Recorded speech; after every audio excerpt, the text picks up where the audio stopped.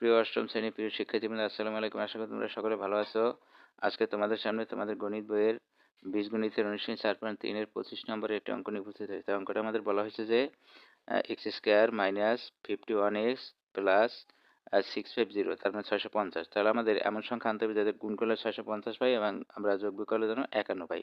তাহলে যদি আমরা একটু হিসাব করি যে এত বড় সংখ্যাটা হয়তো কঠিন লাগতে পারে, তাহলে আমরা এটা হিসাব করে বের করতে পারি যে এই জায়গায় যেহেতু 650, এটা যদি আমরা 2 দিয়ে ভাগ করি, 3 দুগুণে 6, 25 দুগুণে 50, আবার এ জায়গায় আবার 5 দিয়ে ভাগ যায়, তাহলে লিখতে পারি আমরা 5 6 30, 5 5 25। তারপর আবার এটা যদি করি আমরা 5 4 65। এখন আমরা বলা হয়েছিল যে একটার সাথে একটা গুণ করব, গুণ করে দেখবো যে কোনটা কোনটা যোগ করলে 51 হয় আর কোনটা কোনটা গুণ করলে আমাদের 650 হয়। তাহলে আমরা একটা কাজ করি, এ জায়গায় লিখতে পারি যে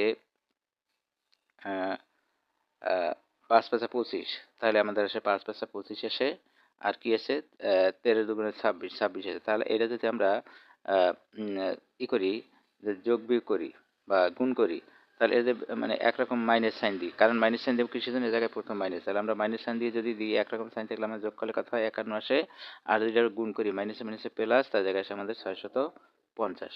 তাহলে আমরা কি লিখতে পারি, x square minus x square minus 26x minus 25x plus 650।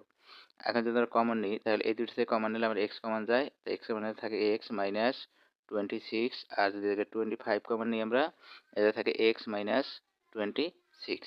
এখন দেখা যাচ্ছে যে প্রথম ব্র্যাকেট শেষ, দ্বিতীয় ব্র্যাকেট একই রকম, তাহলে আমরা কি করতে পারি, এটা কমন নিয়ে যেতে পারি। তো আমরা কমন নিলে, এটা কমন নিয়ে গেলাম, তারপরে জায়গায় থাকে কি আমাদের এক্স মাইনাস 25।